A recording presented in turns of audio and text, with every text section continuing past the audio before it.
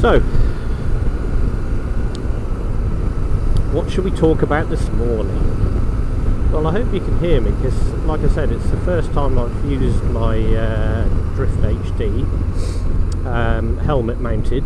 I've used it once before, a couple of weeks ago.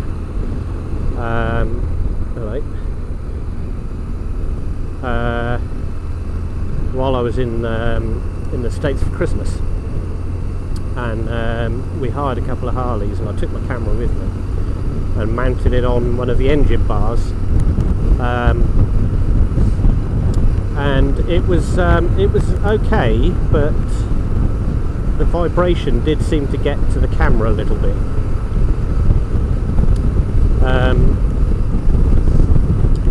It just kind of made the view a little bit sort of wavy almost, which I didn't really like. So I think the vibration just got to it a bit. So I'm trying they can't be safe, can they, those things, honestly.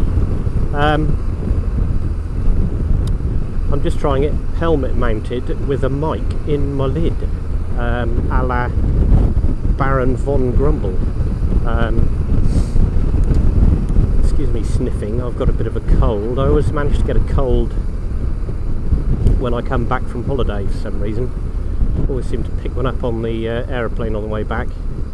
Air conditioning sort of circulating all the germs around, everybody else's germs, which is very pleasant. I should turn my music down as well, because I'm not really concentrating very much.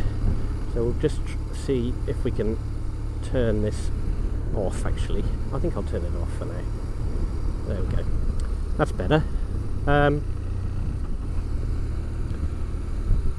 So we'll just get through this little junction here. There, now cyclists, look. Cyclists stopping at a junction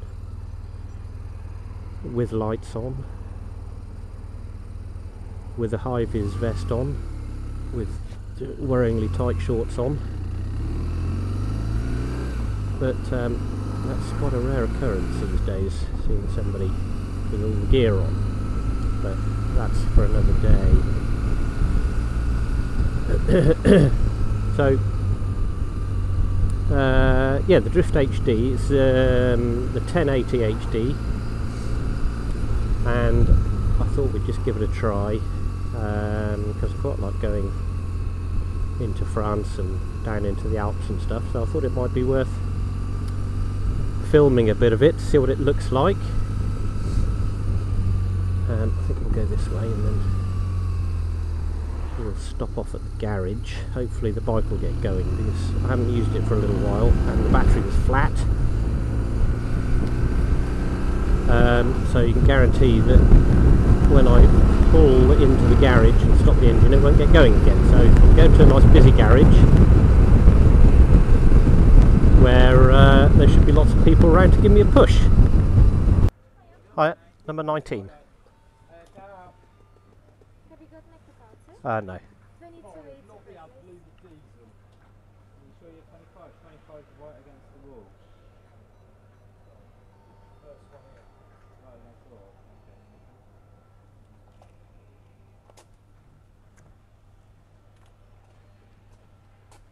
Thank you.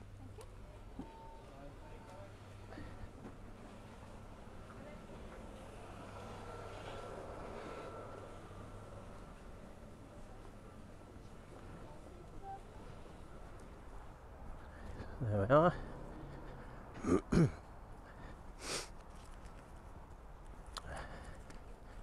She was rather nice. Needs to cheer up a bit though, perhaps. Now, please start.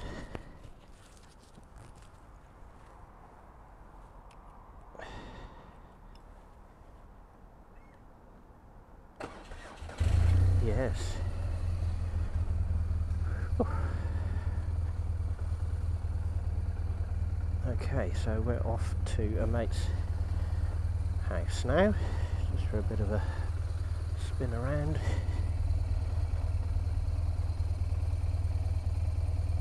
I'll get me headphones in.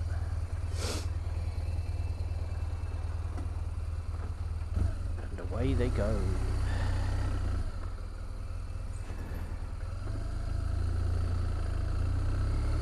notwithstanding all the diesel on the forecourts there. I don't quite know why people have to spill quite so much diesel. I know it doesn't evaporate as fast as petrol, but there's not really any excuse these days for spilling diesel on forecourts and on the roads. You probably know, if you ride a bike, how slippery that gets. So we'll nip up the motorway here.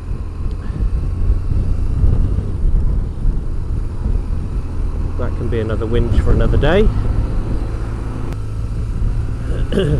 And just want to quickly go back to one of my first points about BMW riders being miserable gits.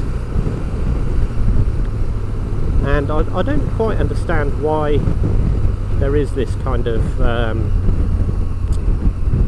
elitism sort of feeling that people get when they're on a BMW and when they're on a Harley Davidson. I've got a Harley Davidson at home, albeit an old thing. I've had a modern one as well. I've had sports bikes. You know, I've kind of had a bit of a mix, and I've always waved to everybody, or acknowledged everybody, or given them a nod, or you know, whatever. Stick your leg out. I don't have a problem with it, and I don't quite understand why BMW riders tend to be a bit standoffish. I'll just get past this very quick.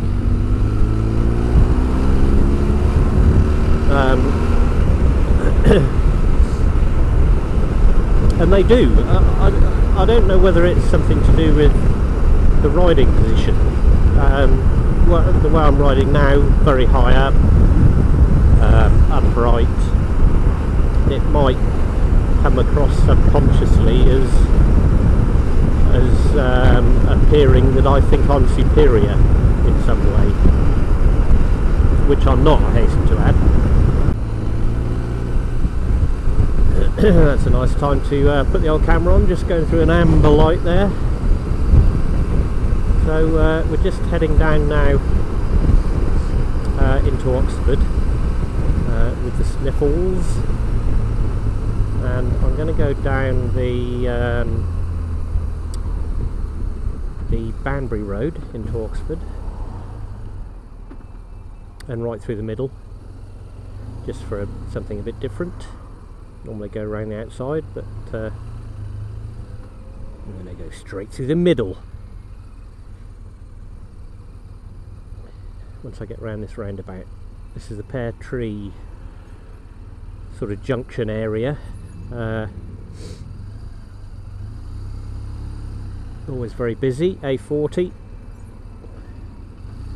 There's a guy on a Harley. You see now. There's a classic case. He knew I was there, but he wasn't going to say hello. Why is that? Just because we're on a different kind of motorcycle, it's not possible for him to be nice and say hello. I don't get it. Also, even though I've had a Harley in the past and I've got an old one now, going to Harley dealerships, it's just really kind of horrible, really, because everybody there is thinking that they're better than everybody else because they've got more chrome to polish. Afternoon, see now, I give up.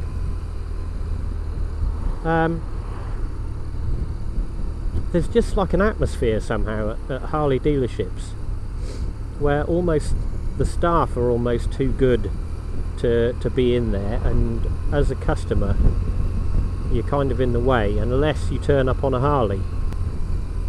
Maybe it's just me, I don't know. Anyway, let's not dwell on that. One thing I would say that I've just realised is I haven't come down into Oxford on the Banbury Road. I've come in on the Woodstock Road, which is a completely different road. The Banbury Road is over in that direction. Is that right? I don't know. No, maybe I am on the Banbury Road. I've only lived here for 14 years, so I'm not quite sure. I'll just edit that bit out.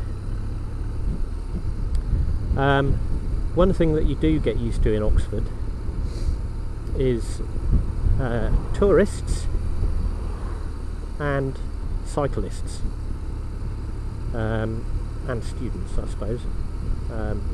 Students tend to make up about 99% of the cyclists, and they're always going on about on the local news about the cyclist accident rate and how many of them are being knocked down by cars and buses and lorries. And I'm just going to go around here.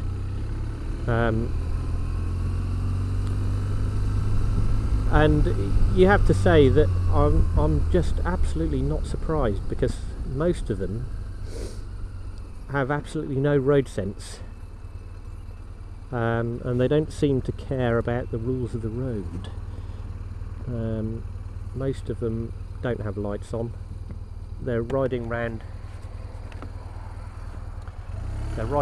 during the winter darkness in black coats and black trousers with no lights on. So it's hardly surprising that they're getting run down every 5 seconds. I'm sure in future videos there will be many examples of what I'm talking about. It's very quiet today. It's a Saturday, just after Christmas, so all the students are still on holiday. Just a few tourists around. So it's pretty good at the moment. I think I've probably been a bit harsh on Oxford the last couple of minutes. It's a fantastic city actually to live in. There's always something going on. It's quite a cultural sort of place, obviously with the universities and so on, but there's always something going on.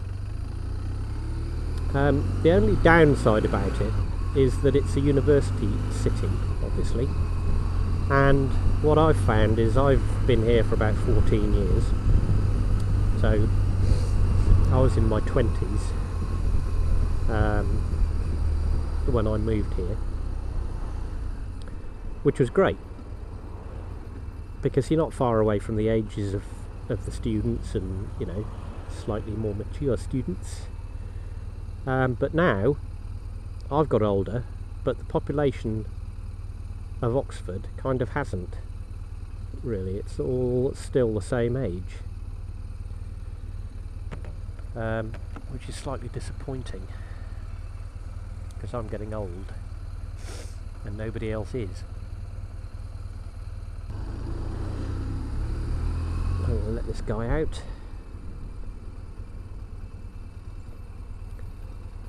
If he's at all interested, that's alright. Be nice, something nice will happen to you.